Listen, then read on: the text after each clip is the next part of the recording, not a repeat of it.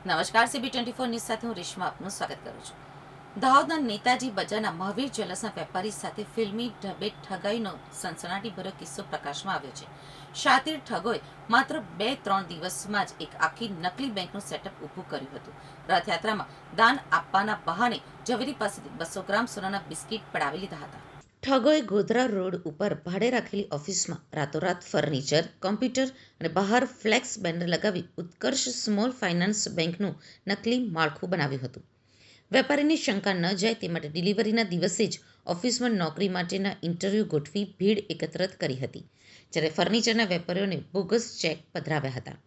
16મી જુલાઈના રોજ વેપારી જ્યારે સોનું આપવા પહોંચ્યા ત્યારે નકલી મેનેજર સુમિત કુમારે પેમેન્ટ આપવાના બહાને લોકર રૂમમાંથી કોરા કાગળો ભરેલી બેગ પધરાવી દીધી હતી.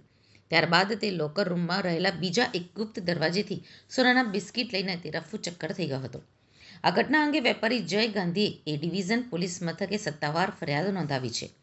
પોલીસે ગુનાહિત કાવતરું અને છેતરપિંડીનો ગુનો નોંધી બિલ્ડિંગના સીસીટીવી ફૂટેજ અને આરોપીના મોબાઈલ લોકેશનના આધારે તપાસ તેજ કરી છે. પ્રાથમિક દ્રષ્ટિએ આ રેકી અને પ્લાનિંગમાં મોટી ગેંગ સામેલ હોવાની આશંકા છે. દાહોદ શહેર એ ડિવિઝન પોસ્ટ વિસ્તારમાં ગઈકાલે એક ઘટના ઘટી હતી ફ્રોડ લગતની.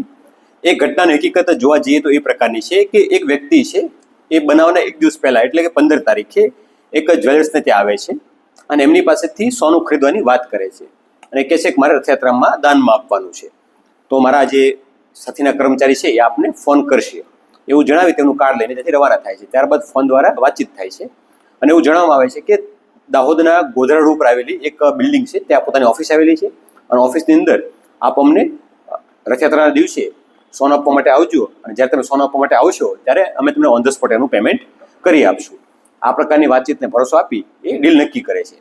ત્યારબાદ જે ભોગબળા વ્યક્તિ છે એ જે સોનું હતું 200 ગ્રામ જેટલું એ લઈ અને રથયાત્રાના દિવસે એટલે ગઈકાલે 16 તારીખે બપોરના સમયે ગોધરા ઉપર આવેલી એક બિલ્ડિંગમાં આવે છે અને ત્યાં જે આરોપીઓ છે એમણે એક ઓફિસ જેવું નિર્માણ કર્યું હતું ઉત્કર્ષ સ્મોલ ફાઇનાન્સ બેંકના નામથી, એનું ફ્લેક્સ બેનર લગાડીને, અને એની અંદર આ 2-3 દિવસના ગાળામાં તે એ જગ્યા હતી એમણે રેન્ટ ઉપર લેવા માટેનું ગોઠવણ કરી અને ત્યાં ફર્નિચરની ગોઠવણી, ટેબલ ખુરશીઓ, કોમ્પ્યુટર અને ઓફિસનું સ્ટ્રક્ચર બનાવ્યું હતું કે જેથી પ્રથમ દ્રષ્ટિએ કોઈ માણસ આવે તો એવું લાગે કે અહીંયા કંઈ ઓફિસ ચાલે છે.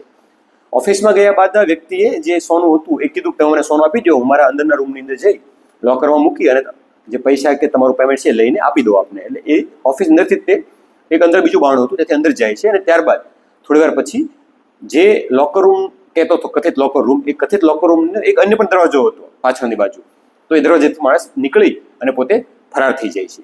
આમ વ્યક્તિ છે એમને સોનું લઈ લે છે એમની પાસેથી, પરંતુ એમને પૈસા આપ્યા વગર ત્યાંથી રવાના થઈ જાય છે. જે અંગે પોલીસ જાણ થતાં પોલીસ દ્વારા ગુનો દાખલ કરવામાં આવ્યો છે અને આગળ તપાસ હાલમાં ચાલુમાં છે. આખો સેટઅપ ગોઠવવામાં આવ્યો, જેમાં સામાનની ખરીદી કરવામાં આવી, એક ઇન્ટરવ્યુ પણ ગોઠવવામાં, કઈ પ્રકારની છે એમાં વિગતવાર વાત કરીએ તો એ પ્રકારનું છે કે જે જગ્યા હતી ત્યાં વ્યક્તિ સાથે વાત કરેલી રથયાત્રાના એક દિવસ પહેલા કે અમે આ તમારી જગ્યા ભાડે લેવા માંગીએ છીએ ને શુભ દિવસના દિવસે અમે આ વસ્તુ ડીલ આપણે એગ્રીમેન્ટ કરી નાખશું, પણ ત્યાં સુધી મને ફર્નિચર ગોઠવવા માટે, સેટઅપ કરવા માટે ચાવી આપો. એટલે એ દરમિયાન અમે ફર્નિચરવાળાનો અને લોકલ જે કોમ્પ્યુટર વગેરેવાળા લોકો હોય એમનો કોન્ટેક્ટ કરી તાત્કાલિક ધોરણે ત્યાં ફર્નિચર ગોઠવ્યું હતું અને એ તમામ લોકોને પણ ચેક આપ્યા હતા. એવું પ્રથમ દ્રષ્ટિએ જણાવ્યું છે કે જે ચેક છે એ આપવાથી આપણે પેમેન્ટ મળી જશે એવો ભરોસો આપ્યો હતો.